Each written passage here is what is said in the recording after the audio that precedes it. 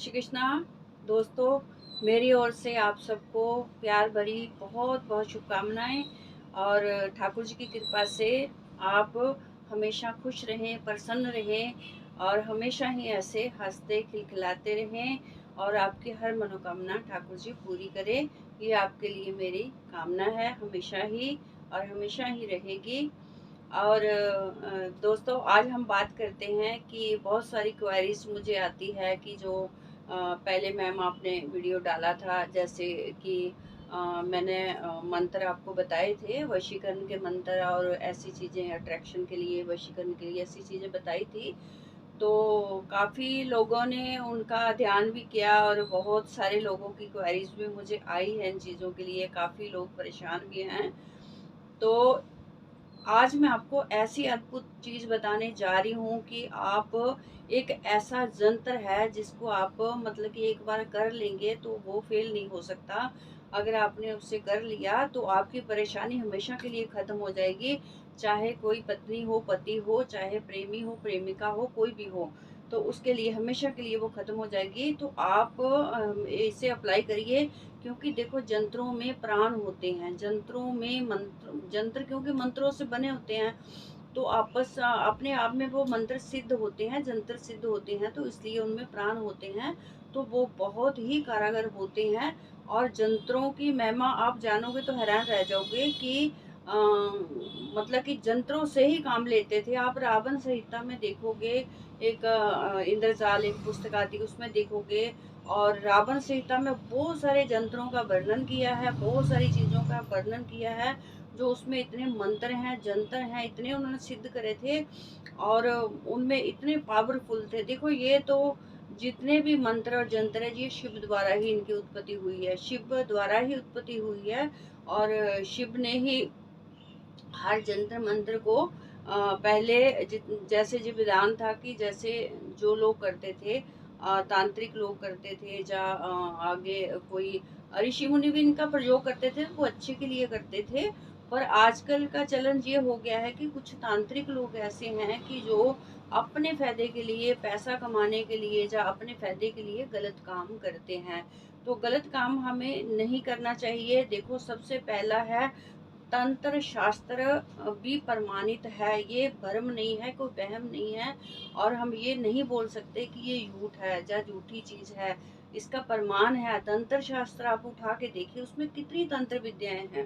तंत्र विद्याएं हैं, पर तंत्र विद्याएं का भी एक हिसाब होता है ना। शिव ने इन मंत्रों को किली कर रखा है, जंत्रों को किली कर रखा है, क्योंकि कई लोग इसका गलत फायदा उठाते हैं अपनी काम पूर्ति के लिए, अपनी कामना पूर्ति के लिए, या अपने कार्य सिद्धि के लिए, या पैसे के लिए, अपने मतलब के लिए इनका गलत मतलब फायदा लेते हैं। तो ये चीजें गलत के लिए काम भी नहीं करती हैं। ये भी है, भगवान शिव ने कहा है माँ पार्वती से कि जब कोई इन जंत्रों के लिए या इन मंत्रों को गलत प्रयोग करेगा तो उसको मैंने कील दिया है। तो कीली कर दिया, जैसे हम एक चीज को लॉक लगा देते हैं, उसको बोलते कीलिंग करना, कि कील देना, किसी को बंद कर देना, लॉक कर देना। जैसे हम किसी चीज को लॉक, हमारे पास भी पासवर्ड होते हैं ना, जैसे हम फोन को लॉक कर लेते हैं, अपने लैपटॉप को लॉक कर लेते हैं, तो अपने किसी भी चीज को हम लॉक कर लेते हैं। इसी तरह से इनके भी मंत्र होते हैं जिनसे इनको लॉक किया जाता है और उन्हीं से ही खोला जाता है। तो ये है कि ऐसे काम नहीं करते हैं जैसे जिसने भी सिद्ध करा हो, हम तैयार करते हैं, बनाते हैं जंतर। तो अच्छे कार्य के लिए करना चाहिए, किसी की भलाई के लिए करना चाहिए, समाज की भलाई के लिए करना चाहिए, ना कि समाज में कोई भ्रम फैलाने के लिए या समाज में अंधविश्वास फैलाने के लिए इन चीजों का प्रयोग नहीं करना चाहिए। तंत्र शास्त्र में, रावण संहिता में बहुत सारी ऐसी चीजें हैं जिनका प्रयोग करके हम राहत पा सकते हैं। ये चीजें उनके लिए बनाई है ना, जो कोई दुखी है, कोई परेशान है, जब बिना वजह से दूसरा बंदा परेशान कर रहा है, जब किसी न किसी चीज को लेके बहुत परेशानी में है, तभी ये चीजें तैयार की हुई है। तो ऐसे नहीं है कि गलत के लिए, नहीं है कि गलत के लिए इच्छा पूर्ति आप कर ही नहीं सकते हो। देखो, परमात्मा तो देख ही रहा है ना, सब कुछ वो तो देख रहा है। तो उसकी नज़र से कुछ भी छुपा नहीं है। और आप सब कुछ परमात्मा की नज़र में, उसका कैमरा ऑन रहता है, 24 आवर ऑन ही रहता है। तो उसके कैमरे में रिकॉर्डिंग होती रहती है। तो ये नहीं है कि आप आंखें बंद करके कि बिल्ली दूध पी रही है, आंखें बंद करके मुझे कोई नहीं देख रहा। देख रहा है, देखने वाला देखता है, हमेशा देखता है। इंसान के साथ दो फरिश्ते होते हैं, एक दाएं पे एक बाएं पे। एक अच्छा सुनता, आपका अच्छी चीजें नोटिस करता है, और एक बुरी आपकी गलत चीजें पाप नोटिस करता है। तो हर वक्त आपके ऊपर कैमरा लगा हुआ। आप ये मत सोचिए कि कोई गुनाह, कोई बुराई, कोई ऐसी चीज करेंगे तो हम बच जाएंगे। हम नहीं बच सकते, हम बिल्कुल नहीं बच सकते। अगर हम किसी के गलत के लिए, किसी के नुकसान के लिए अगर कोई चीज़ करते हैं तो वो महापाप है। मैं इन चीज़ों का वर्णन ऐसे नहीं कर रही हूँ कि अंधविश्वास फैलाने के लिए। ये अंधविश्वास नहीं है, ये हमारी शास्त्रों की चीज़ें हैं, शास्त्रों में वर्णित है। हमने शास्त्रों में पढ़ा है, ध्यान किया है, उन चीज़ों को प्रमाण है, उन चीज़ों को हमने परखा है, देखा है, तब करके ये चीज़ें हैं। तो आज मैं आपको जंत्र का ये प्रयोग बताने जा रही हूँ वशीकरण के लिए, क्योंकि पहले मैंने जो मंत्र बताए हैं काफ़ी सारे लोगों की क्वेरी चाहिए। एक तो देखो मंत्र सही से लोग कर नहीं पाते हैं, और इतना लंबा पीरियड मंत्र नहीं कर पाते हैं। ये हम नहीं बोलते हैं कि मंत्रों से लाभ नहीं होता, बहुत होता है, मंत्रों में शक्ति होती है। अरे एक चीज को आप हमेशा बोलते रहोगे, करते रहोगे, उसमें भी जान प्राण आ जाते हैं, शक्ति आ जाती है। तो ये तो एक मंत्र है, इसको आप करने से लाभ क्यों नहीं होगा? पर लाभ इसलिए नहीं होता क्योंकि हम पूर्ण कर नहीं पाते हैं, पूर्ण विधि से नहीं कर पाते हैं, हमारे में कमियां रह जाती हैं, त्रुटियां रह जाती हैं। इसलिए ये मंत्र संपूर्ण बलीभूत नहीं हो पाते। फलीभूत ऐसे नहीं होता है, अगर 100 में से 20% लोगों के काम हो रहे हैं, 30% लोगों के काम हो रहे हैं, तो इसका मतलब वो अच्छे से कर रहे हैं। जो अच्छे से कर रहे हैं इनका प्रयोग, उनका काम होता है, ये प्रमाणित है। तंत्र शास्त्र भी हमारा बाकी शास्त्रों की तरह ही है। बाकी हमारे जितने भी ग्रंथ है, तंत्र शास्त्र भी एक हमारा ग्रंथ है, उसमें तंत्र विद्या का सब कुछ दिया हुआ है। अगर आप किसी के भलाई के लिए प्रयोग करोगे तो भगवान शिव ने कहा कि ये आपके हाथ में हथियार है, आप कर सकते हो। पर आप अपनी सिर्फ फायदे के लिए नहीं करना है, आपको भलाई के लिए करना, समाज की भलाई के लिए करना है, जन भलाई के लिए करना है, और अपनी घर गृहस्थी में सुख शांति हो, अपना प्रेम, आपसी प्रेम बना रहे, उसके लिए करना है। तो उसके लिए ये काम करते हैं, बहुत अच्छा काम करते हैं। तो अब मैं आपको बताने जा रही हूँ कि ये क्या चीज़ है, जंतर है। और बहुत सारी चीज़ें ऐसी हैं जो हम जिनका प्रयोग ही नहीं जानते कि इनका कैसे प्रयोग लिया जाता है। तो आज मैं आपको एक जंतर आपको बनाना बता रही हूँ कि आप खुद तैयार उसे कर सकते हो। आपको कुछ भी चीज़ों की भी ज़रूरत नहीं है, कोई खर्चे वाली चीज़ें भी नहीं है। आपको सिर्फ आपको एक 100 रुपये का भी, मुझे नहीं लगता कि 100 या 50 रुपीज़ का खर्चा आएगा, उसमें से बहुत कम पैसे लगते हैं, और कुछ भी नहीं चाहिए आपको। ये आपको मैं बताने जा रही हूँ, ये है जंतर। ये जंतर है, आपको मैं ये बताने जा रही हूँ। ये आपको बनाना है, एक पेपर आपको लेना है ऐसे स्क्योर में, एक ही तरफ लंबाई, और ये एक ही जैसा हो चारों तरफ से, पूरा स्क्योर लेना। और फिर आपको क्या करना है, इसको ऐसी ही लाइनें बनानी है। ठीक है, 1 2 3 जैसे लाइनें बनानी है। जैसे ये पेपर हो गया, इसको आपने ऐसा ले लिया, फिर इसको ऐसे ऐसे एक फोल्ड कर लिया, फिर आपको ये से 2 फोल्ड कर लिया, 2 फोल्ड कर लिया ना। तो 2 फोल्ड करने के बाद फिर आपको क्या करना है, एक लाइन इधर लगानी है, एक इधर लगानी है। ठीक है ना, 2 लाइन, 2 होगी ना बॉक्स, और बीच वाला बॉक्स बड़ा होगा, डबल होगा। बीच वाला जो बॉक्स है वो डबल होगा, और ये साइडों वाले बॉक्स इसके मुकाबले में ये बड़ा होगा, ये 2 गुना होगा, ये एक गुना, ये 1 गुना, है ना। ठीक है, तो इसके ऊपर आपने बिल्कुल ऐसे ही लिखना है। आपको मैं क्लोज करके बता रही हूँ, देखिए आप, और इसे नोटिस करिए, और मैं उसमें लिख भी दूंगी आपको। इसमें जैसे लिखा हुआ है ऊपर, ओम ओम ओम ओम ओम, फिर साइडों वाले पे, तो आपको सेंटर से लिखना स्टार्ट करना है। आपको इसके लिए चाहिए अष्टगंध की स्याही, इसको चाहिए अष्टगंध की स्याही, और अष्टगंध की स्याही मिल जाती है, मैं आपको उसमें डाल दूंगी। इसके आपको मैं इसका उसका लिंक डाल दूंगी, और उसकी थोड़ी सी मैं आपको उसका थोड़ी सी पिक्चर भी डाल दूंगी कि आपको पता चल जाए। बहुत सस्ती सी आती है, किसी पंसारी की दुकान से आपको, पर रियल वाली लेनी है, डुप्लीकेट नहीं लेनी है। अगर कई बार डिब्बी में वो आता है, उसमें पाउडर आता है, तो उसको आप गुलाब जल डाल के ऐसा कटोरी में घोल लें। और आपको कलम चाहिए किसकी? कलम चाहिए आपको अनार की, कहीं से भी अनार की आपको कलम लानी होगी इसके लिए।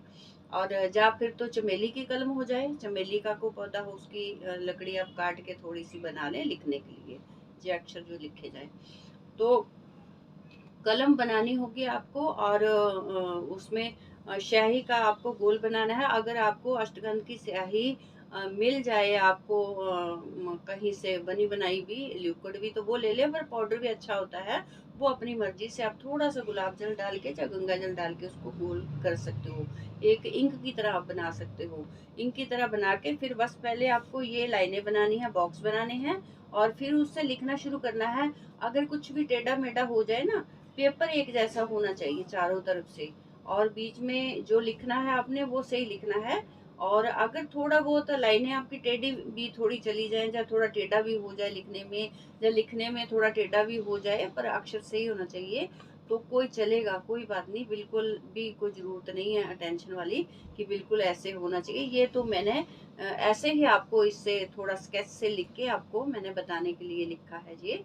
तो जब हम लिखते हैं इसे तो अष्टगंध की स्याही से लिखते हैं। और ये ऊपर लिखेंगे फिर हम ओ, और ये छोटी सी डॉट बिंदी, अंक की बिंदी, ठीक है ना, ओम। फिर नीचे लिखेंगे आमुकी, जैसे लिखा ना अमुकी। अमुकी की जगह लिखना उस बंदे का नाम। मतलब कि अगर कोई आपको औरत के लिए कर रहे हो तो उस औरत का नाम लिखना, पत्नी का नाम लिखना यहाँ पे। अगर आप मेल के लिए कर रहे हैं तो अपने पति का नाम यहाँ पे लिखना है, अमुक। और यहाँ पे बस उन दोनों में से जिसके लिए कर रहे हो उसका नाम लिखना अमुकी की जगह। यहाँ मैंने लिखा अमुकी का मतलब होता है कि औरत। औरत के लिए कर रहे हैं तो औरत का लिखना है। अगर आप किसी आदमी के लिए कर रहे हैं ना, मेल के लिए, तो उसका मेल का नाम लिखना है, बस सिंपल है। और फिर नीचे ये अक्षर लिखा हुआ ब्रह्मा, ठीक है ना, और इसके नीचे लिखा मान्या, ठीक है, ये मान्या। ये तांत्र शास्त्र के अक्षर अलग होते हैं, इनकी कुछ आपको समझने की कोई जरूरत नहीं है, आपको ऐसे लिखना है। और ऐसे मान्या ऐसे लिख के ना, तो आपको इसको फिर सुखाना है, बड़े अच्छे से रख देना है। पर जब भी आप इसको लिखोगे तो आपको ऐसे करना है ना, आसन पे बैठना है, और कोशिश करो कि आपके आसपास कोई ना हो, आप अकेले हो। लिखने का कोई टाइम नहीं है, ये भी नहीं है कि आपको चाहिए। हाँ, पर अगर कोई अच्छा दिन पड़े, जैसे पूर्णिमा तिथि पड़े ना या एकादशी, तो एकादशी को लिखे तो बहुत ही अच्छा है ये। मतलब एकादशी हो, पूर्णिमा की तिथि हो, अमावस पे कभी नहीं ये काम करना, अमावस पे ना करें, और सैटरडे के दिन भी ना करें। इसको लिखना है मंगलवार को लिखना है या गुरुवार को लिखना है, दोनों में से एक दिन लिखना है। और उसके बाद फिर आपको क्या करना है, इसको थोड़ा सा इतर लगाना है, छोटा सा इतर आता है जैसे, इतर लगाना है इसको थोड़ा सा जंत्र को, और रख देना है। और जंत्र लिखते हुए आपको ना तो बोलना है मुंह से, ना ही आसन से उठना है। एक बार बैठ जाना है तो बैठ जाना, फिर उठोगे ना, उठोगे तो अखंडित हो जाएगा, फिर ये काम नहीं करेगा। एक बार बस आपके 2 मिनट 3 मिनट लगेंगे, तो आपको लिखना ही है, ठीक है ना। बैठ के पहले आप थोड़ा अपने गुरु, जो भी आपके इष्ट देवता हैं या गुरु हैं, तो उनको प्रणाम कर ले कि हे गुरुदेव, हे इष्ट देवता, आपको मैं ये काम करने जा रहा हूँ, इसमें मुझे सिद्धि प्रदान करें। तो ये लिख के इतर लगा के उसके बाद फिर आपको ये रख देना है। और उसके बाद फिर आपको थोड़ी सी ये काम करना पड़ेगा कि खीर की औती आपको देनी होगी। थोड़ा सा ऐसा कंडा जला लें और उसमें कपूर डालें, उससे थोड़ा जला लें, और ज़्यादा नहीं है, 11 औती देनी है आपको उससे। खीर से औती देनी है, नहीं तो फिर कच्चे दूध से आप औती दे देना, थोड़े चीनी डाल के उसमें से। और पर खीर की औती होती है इसके लिए, तो खीर की औती आपको देनी है 11, ज़्यादा नहीं, 11। तो यही बोलना है आपको पहले। पहले लिखना है ओम, फिर उनका नाम लेना है जिनके लिए कर रहे हैं, फिर ब्रह्मा, फिर मान्या। यही बोल के आपको 11 औती देनी है। 11 औती दे के फिर आपको उठ जाना है, आपको प्रणाम करके उठ जाना है उस जगह से।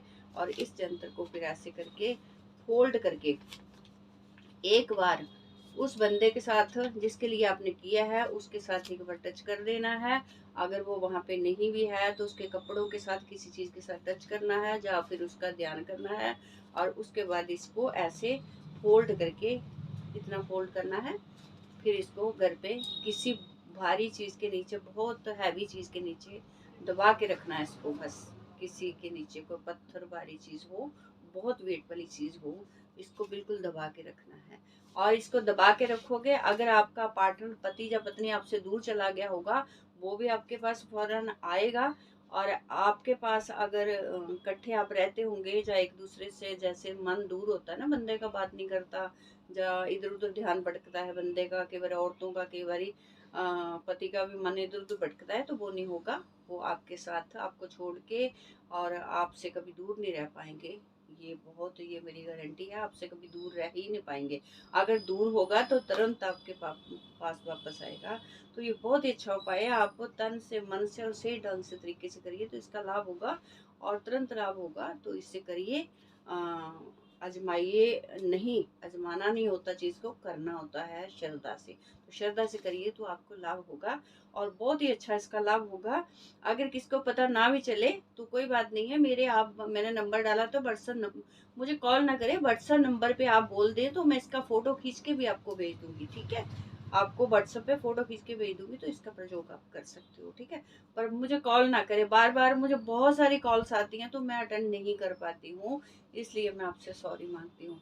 तो इसी के साथ आज यहीं पे, बहुत लंबा हो गया वीडियो, तो आगे मैं आपको जंत्रों के प्रयोग बताऊंगी, हर चीज़ के लिए जंत्र कितने कारगर होते हैं। तो इसी के साथ आपसे मैं आज विदा लेती हूँ, और मेरे साथ जुड़े रहिएगा। अपना ध्यान रखें, ख्याल रखें, और खुश रहें, प्रसन्न रहें।